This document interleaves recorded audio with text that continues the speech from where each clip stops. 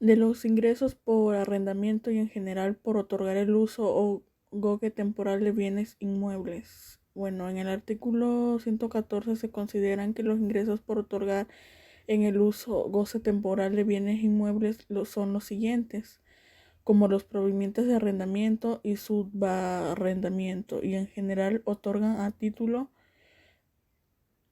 oneroso el uso o goce temporal de bienes inmuebles en cualquier forma, o los rendimientos certificados de participación inmobiliaria y no amortizables. En el artículo 115, las personas obtengan ingresos por los conceptos que se refieren a este capítulo para poder efectuar los siguientes deducciones, así como en la fracción 1, los pagos efectuados por el impuesto predial correspondiente al año del calendario sobre dichos inmuebles, así como contribuciones locales de mejoras, de planificación o de cooperación para obras públicas que afecten a los mismos, y en su caso el impuesto local pagado sobre ingresos a otorgar el uso de goce temporal de bienes inmuebles. La fracción 2 es los gastos de mantenimiento que no implican adiciones y mejoras de bien. La fracción 3, los intereses reales pegados por préstamos utilizados para la compra, construcción o mejoras de los bienes inmuebles, siempre y cuando obtengan el comprobante fiscal correspondiente.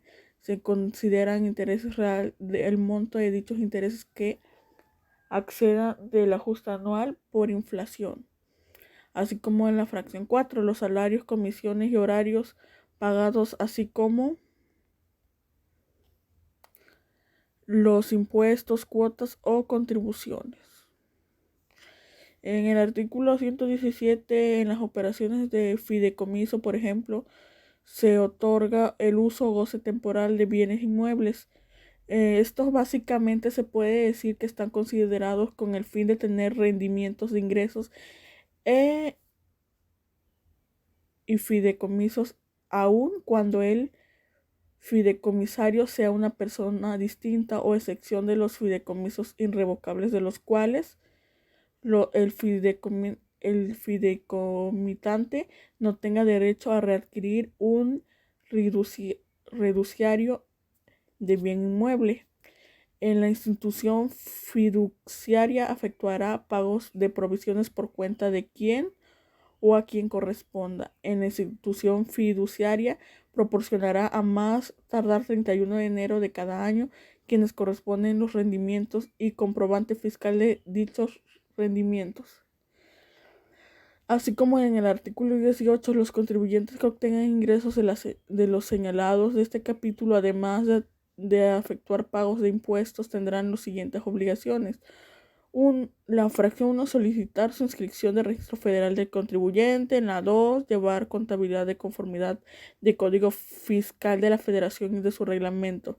Expedir comprobantes fiscales por contraprestaciones recibidas, así como presentar declaraciones provisorias anuales de términos de la ley. Informar a autoridades fiscales a través de medios y formatos electrónicos. En el artículo 119 se consideran ingresos por ajenación de bienes los que deriven de los casos previstos en el Código Fiscal de la Federación.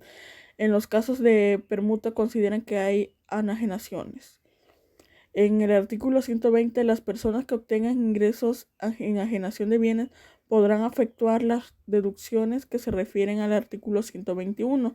En esta ley, con la ganancia de determinar la que calculará el impuesto anual como en el artículo 122, los contribuyentes que sufran pérdidas en la enajenación de bienes inmuebles, acciones, partes sociales y certificados de aportación patrimonial emitidos por las sociedades nacionales de crédito, disminuirán dichas pérdidas conforme a lo siguiente. La pérdida se dividirá en el número de años transcurridos. También la parte de pérdida no disminuirá conforme a la fracción anterior.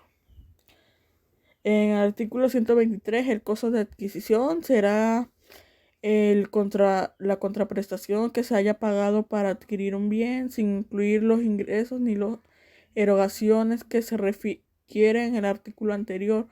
cuando bien se hubiese adquirido en título gratuito por fusión o en escisión de sociedades, que se estará a lo dispuesto en el artículo 124 para actuar el costo del comprobado de adquisición en su caso de inversiones deducibles, tratándose de bienes inmuebles y certificados de participación amortizables, y se procederá como lo siguiente. En el artículo 125, los contribuyentes podrán solicitar la práctica del andulo para el corredor público titulado o institución de crédito.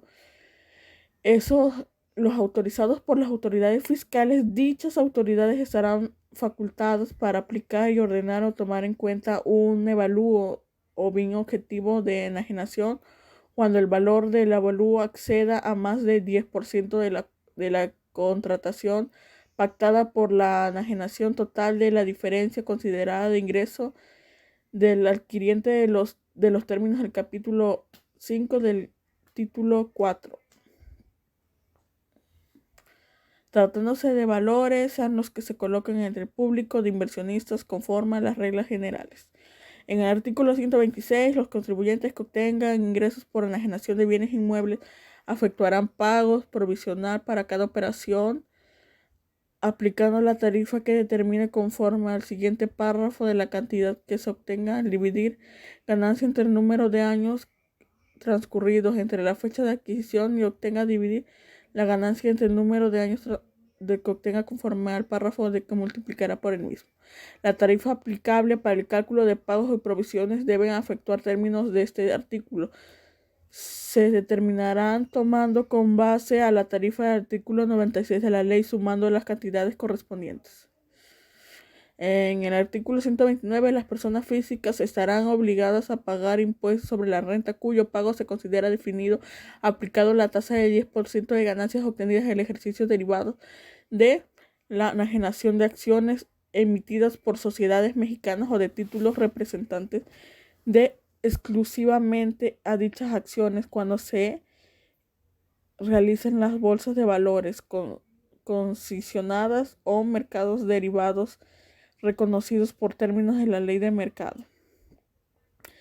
Y en el artículo 132, por último, los contribuyentes que obtengan ingresos señalados en este capítulo cubrirán pagos provisionales de cuenta de impuestos anuales, monto que resulta aplicar el 20% sobre el ingreso percibido sin deducción alguna. El pago provisional se hará mediante declaración que presentará ante las oficinas autoridades dentro de 15 días siguientes.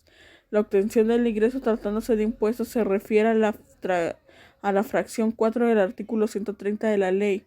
El plazo se contará a partir de la notificación que efectúen autoridades fiscales.